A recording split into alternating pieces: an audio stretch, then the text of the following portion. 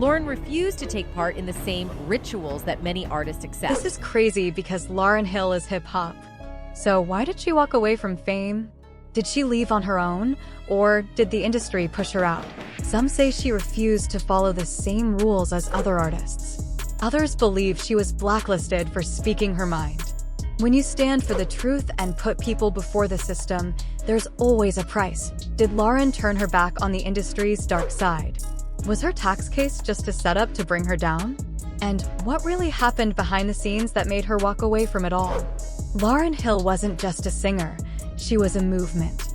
She started with the Fugees, where her powerful voice and energy made her a star. But it was her solo album, The Miseducation of Lauryn Hill, that made her a legend. That album was bigger than music. She mixed hip-hop, R&B, and soul in a way no one had done before. It won 5 Grammys and became one of the best-selling albums ever. "I want to thank God for trusting me with this huge responsibility," she said, and then she was gone. No second album, no big comeback, just silence. Influences shaped her unique approach to artistry, blending hip-hop with soul and reggae, creating something fresh and powerful. Even as a child, Lauryn was competitive and determined. She excelled in school, ran track, and took violin lessons, but what set her apart was her. Lauryn Hill had a voice that could stop you in your tracks, a voice that would one day take over the world. But before music, she started with acting. She made early TV appearances on As the World Turns, and even performed at amateur night at the Apollo when she was just 13. But her big moment came in Sister Act 2, Back in the Habit, 1993, where she played Rita Louise Watson, a rebellious but crazy talented student.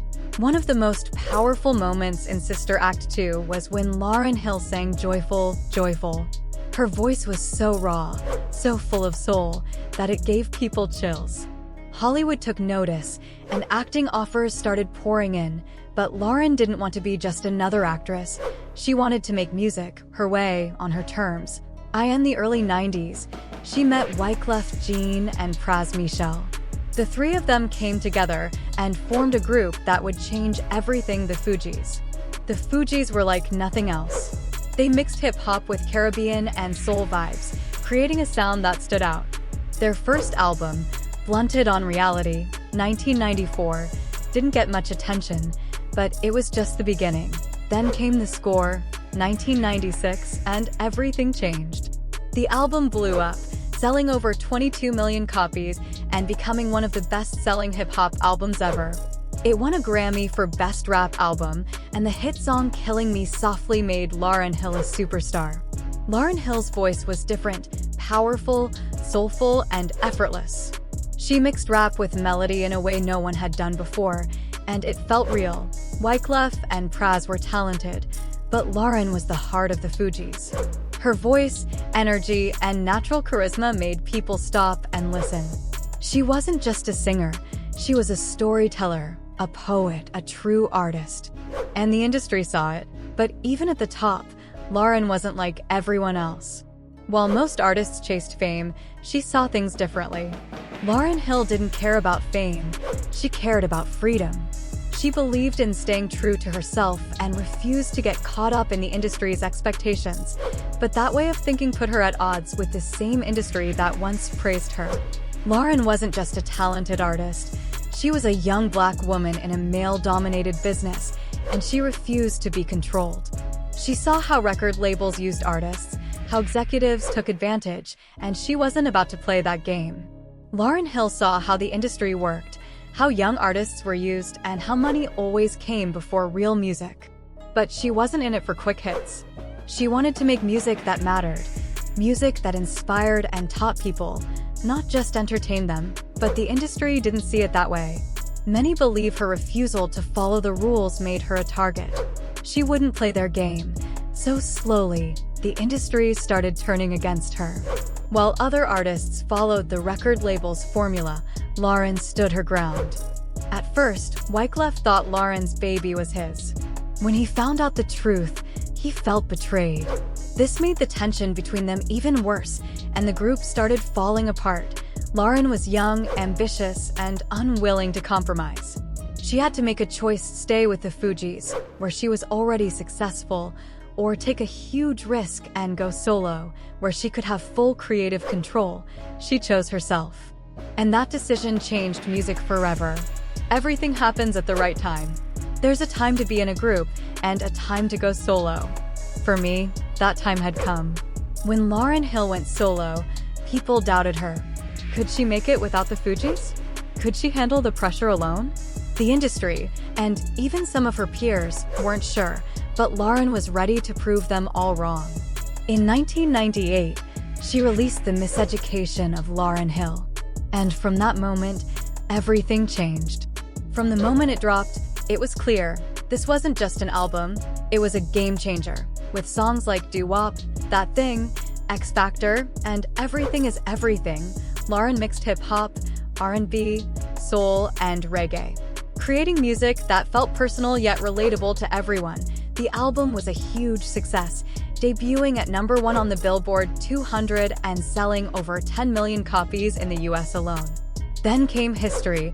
Lauryn won 5 Grammys in one night, making her the first woman to ever do it. Lauryn Hill was at the top, officially the queen of hip-hop and R&B. But just as fast as she rose, everything started to fall apart. The same industry that once praised her was now turning against her. And Lauryn was about to learn a harsh truth: when you refuse to be controlled, there's always a price. The music business has plenty of stories about what it takes to stay on top.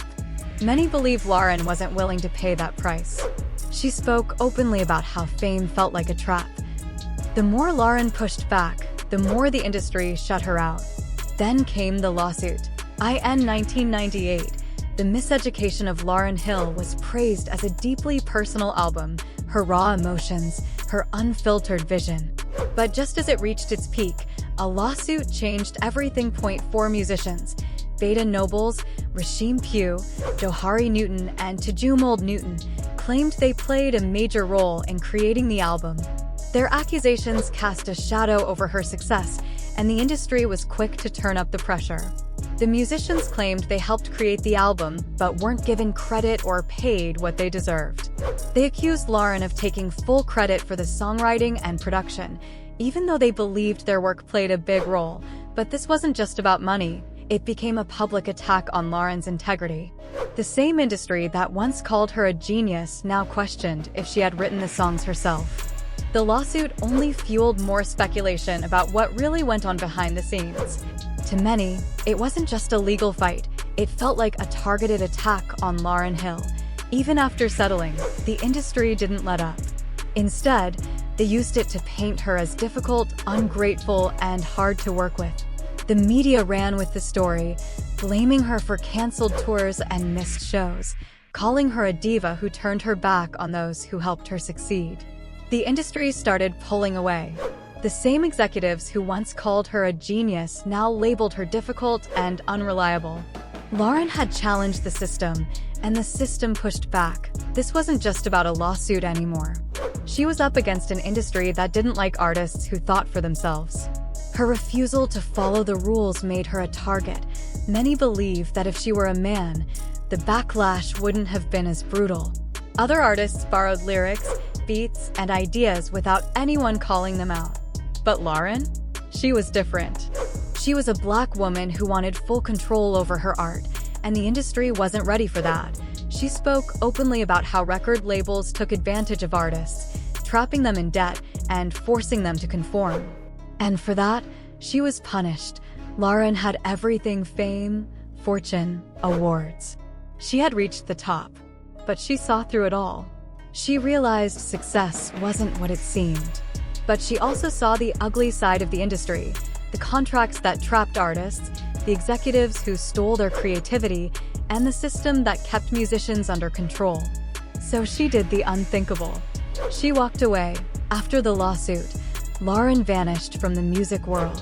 Once the industry's golden child, she was now blacklisted. Labels wouldn't support her, opportunities disappeared, and the same executives who once praised her suddenly shut their doors. Lauryn turned down interviews, pulled away from the industry, and focused on raising her kids. Fans waited for her return, But Lauryn wasn't interested in playing by the industry's rules. Her absence only gave the media more fuel to attack her. Rumors spread that she was losing it, that she had lost her magic, and that she'd never make music again. Many thought she was purposely stepping away. You know, time is running out. You only have a certain window to make music.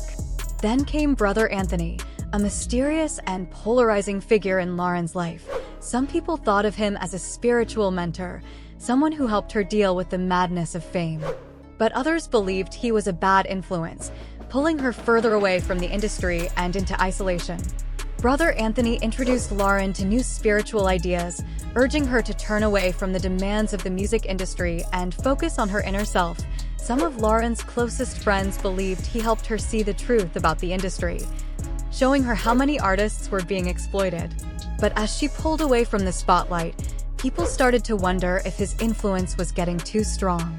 Lauryn stopped working with others under industry contracts, started speaking out against record labels, and became more selective about who she worked with.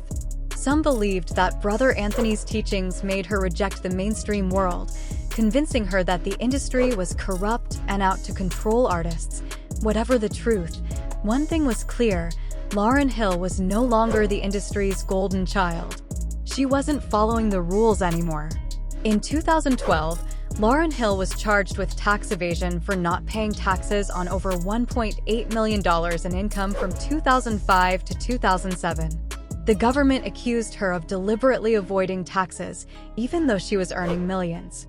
Facing serious legal trouble, Lauryn was sentenced to 3 months in prison in 2013. But the big question remained: was this just a case of tax evasion, or was Lauryn being targeted by the industry that once made her a star? Would there be more financial struggles ahead, or was there something more going on? Lauryn suggested that the tax case was more about politics than money.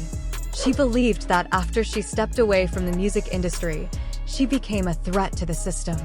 In a public statement, Lauryn said she distanced herself to protect her safety and well-being, and that she was being punished for standing up against the unfairness in the business. Her supporters agreed, feeling that the case wasn't really about taxes. It was about trying to silence her. By then, the industry had already turned its back on her.